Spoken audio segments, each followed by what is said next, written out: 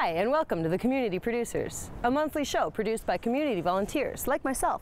I'm your host, Cheyanna Shypitka, and on this episode we will visit the new Bark Park in Castlegar, plus take a sneak peek at an upcoming local theater production in Nelson.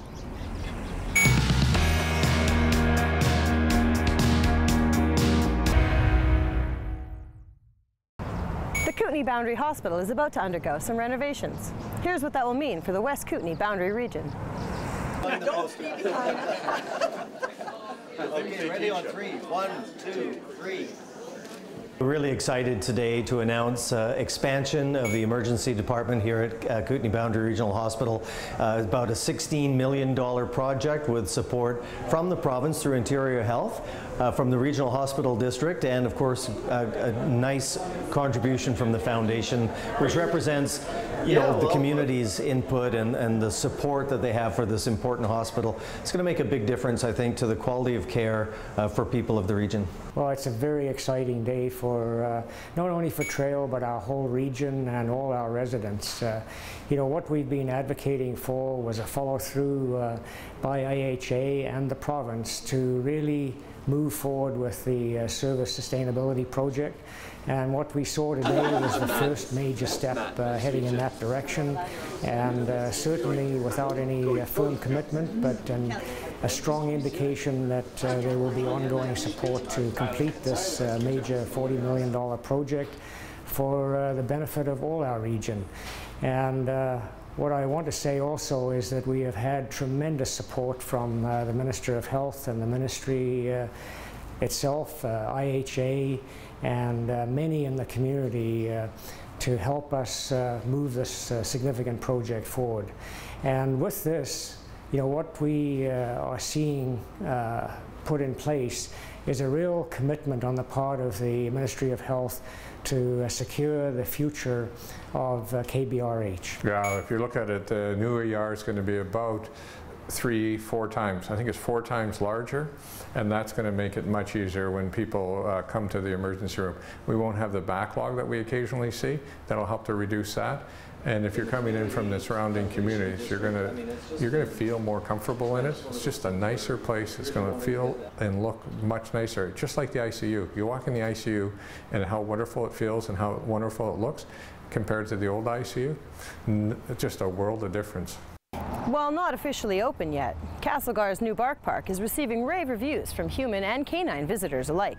Shaw TV volunteer Zachary Pierce has more now on the new park designed for our four-legged friends. There have been many changes to Millennium in the past few years. One of the newer updates is the Bark Park, an off-leash area for dog owners to allow their pets to run and play freely. We went out to the public to find out what is it that the public wanted to see happen at Millennium Park.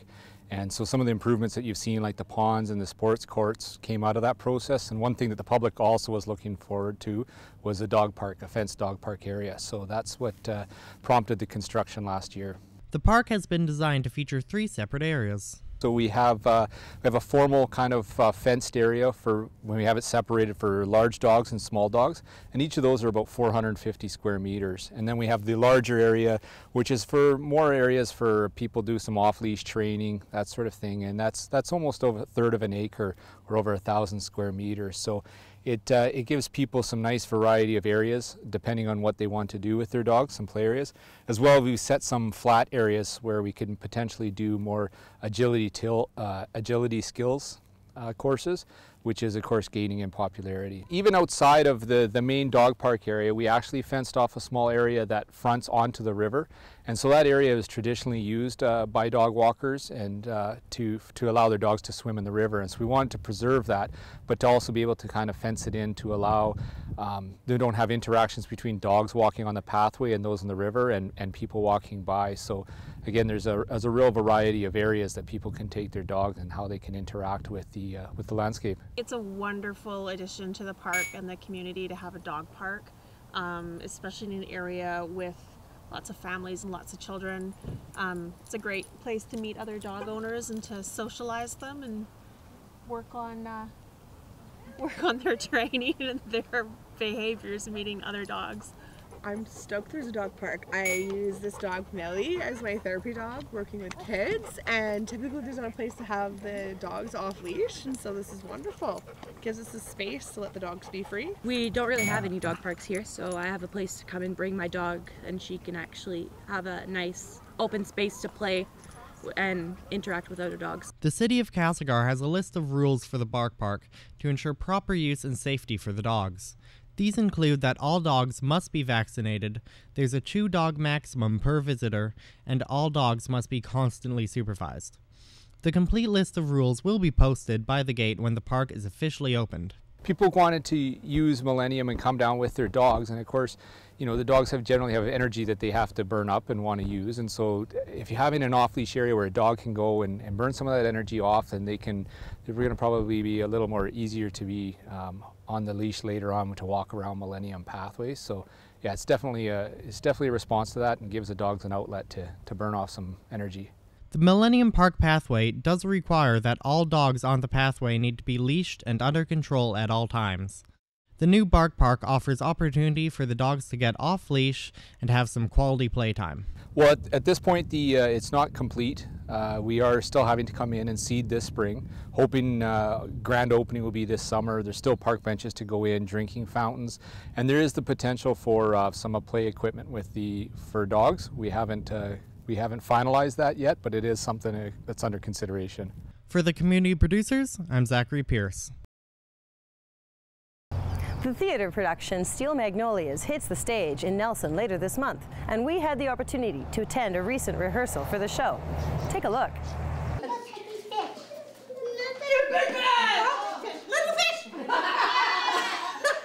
Today we are rehearsing for Steel Magnolias at the lovely Selkirk College. We're working on accents, we're working on the story and our characters. We had a mom come in and talk to us about what it's like to be a mother of someone who's diabetic, as some background research into the play Steel Magnolias, and now we're up on our feet and we're just rehearsing the play. Sorry, I'm being so ridiculous.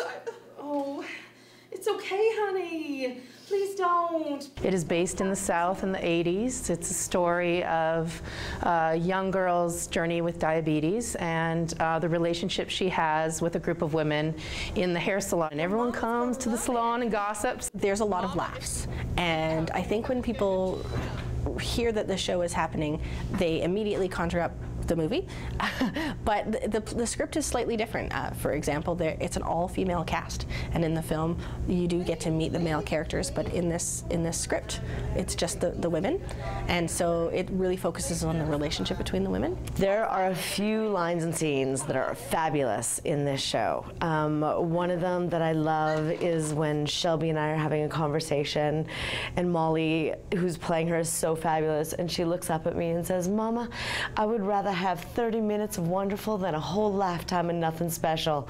And I'm just like, oh. I think it's that piece about the way women interact is what really interests me in doing this play, how they share their stories with each other, support each other through life, and love each other in a sort of unique way that is different than the way they love the men in their lives. And this story really touches on all pieces of that kind of relationship, from a very young girl to a woman in her retirement, and you see how they come together through thick and thin and hard times, but also keep that love and genuine laughter through the tears. I think the audience can really relate to the characters. There's a little piece of all of us and all of these women. We all have moments where we've been hurt and we've been bitter and we say things we don't mean. We all have relationships with our best friends or our mothers, and so you can see a little bit of yourself in every single one of these characters. And I think you laugh with them and you cry with them. You're married to them. This is a very, very universal play. The audience can expect a really high caliber, fabulous show in all aspects. The set is fabulous, the costumes are amazing, we have a fabulous lighting designer, so all those technical elements are there, as well as a really close-knit cast of experienced, talented actresses in this town. You got to come out and hear the comedy. You know, there's just that bit of an 80s edge and a southern feel, and it is, there's some shocking stuff. And it kind of, you know, walks the line of being a little bit racy at times and a little bit old-fashioned in its view. It's fun and emotional. So people are going to get to feel things and have an experience, which I think is what live theater is all about too, right? Going in and sharing a common moment with everybody else. So I think that's going to happen. It's going to be beautiful. It's a lovely show.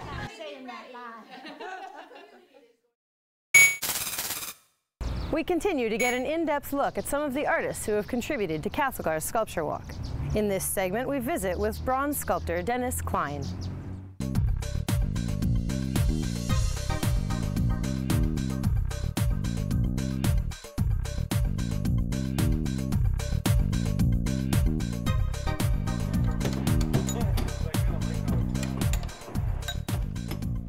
It took me many, many years to do my first bronze, and it's like, it was exciting.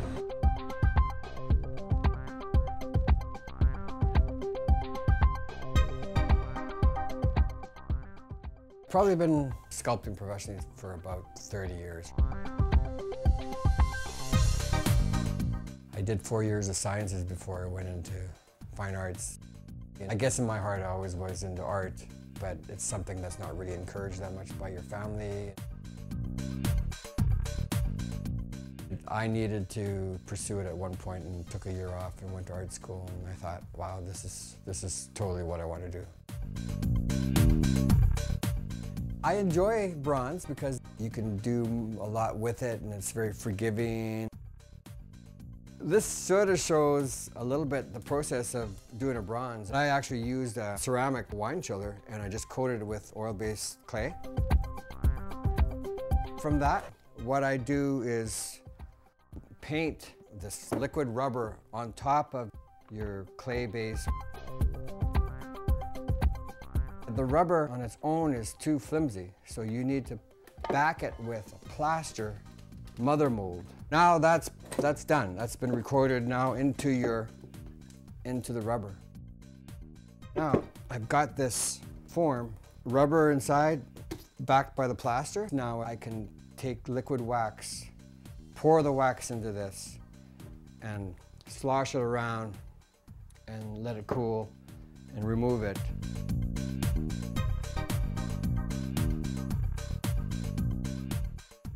This is the cavity. And so what was wax in there before has been melted out, and now I've got the negative space in there again. Now this is ready to roll for the bronze. Pouring for students to see their faces, to do the first pour. It's kind of like, it's like Christmas for them because it's all exciting. I feed off that when I'm teaching my students because their excitement helps me see the joy of it as well. This is our preheat kiln, so all our shells that we're going to heat up goes into this, and it gets maybe about 1400 degrees. Then we fire up the crucible, we load it up, and as the metal starts to melt, then we just keep adding metal as much as we need. And so the metal is completely melted down. You skim the slag and stuff off the top of the pot.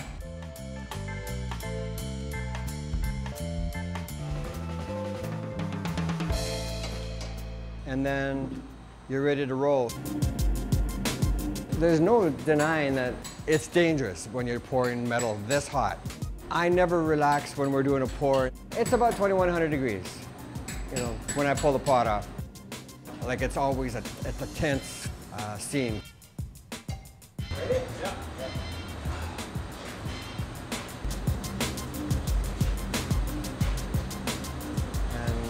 Don't pour too slow, don't pour too fast, because if something goes wrong, like, I mean, there's serious problems.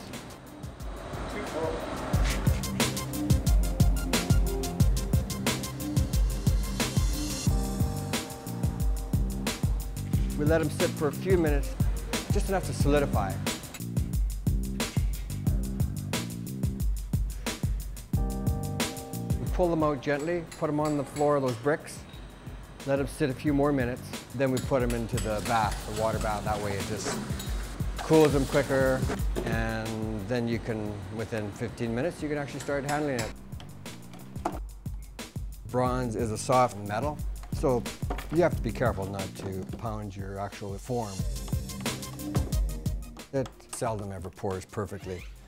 So then, you know, you might have to do a little weld. You got to take your angle grinders and carbide burrs and sanding cones and what have you to get the metal finished to the point where you're happy. I still have a passion for it, I guess that's the thing, and as long as I've got that, then I know I'm going to keep working. There's a couple of dreams I have that I want to do and pursue. One of them is to follow up on the peace sign. I really would like to be able to do that on a larger scale. That would include other sculptors from other countries to really make a message that peace is needed in this world and to really make a comment.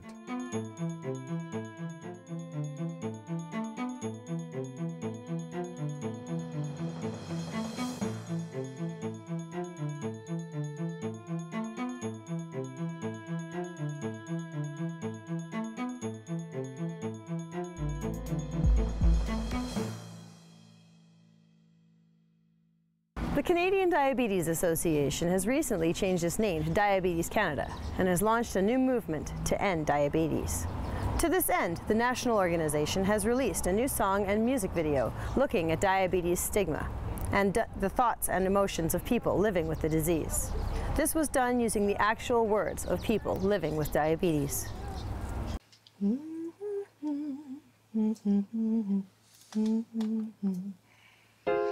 I don't think I can do this much longer. I don't think people understand. I'm trying every day, but no one sees it. What if it gets worse? It feels like too much sometimes.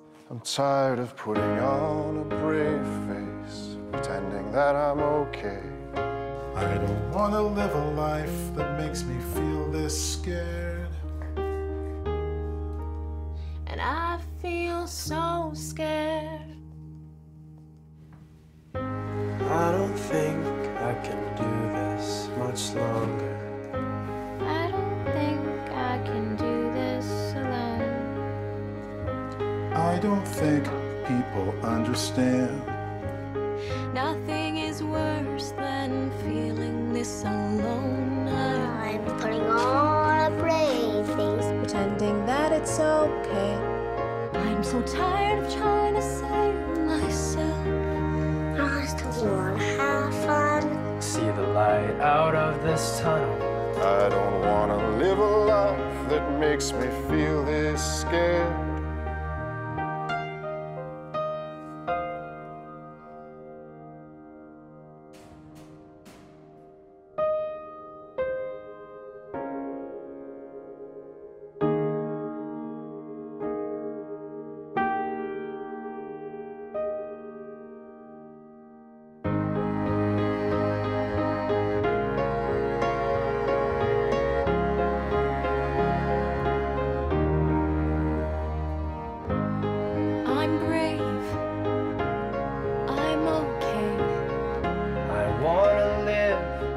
Don't feel scared.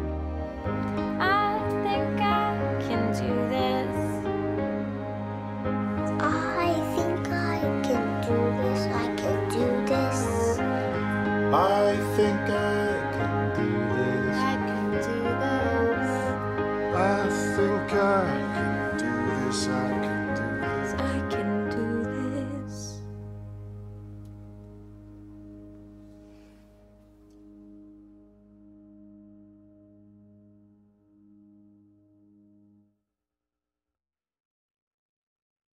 Thanks for tuning in to this month's episode of The Community Producers. If you have content or video you'd like to share with us, email kootenay.shawtv@sjrb.ca.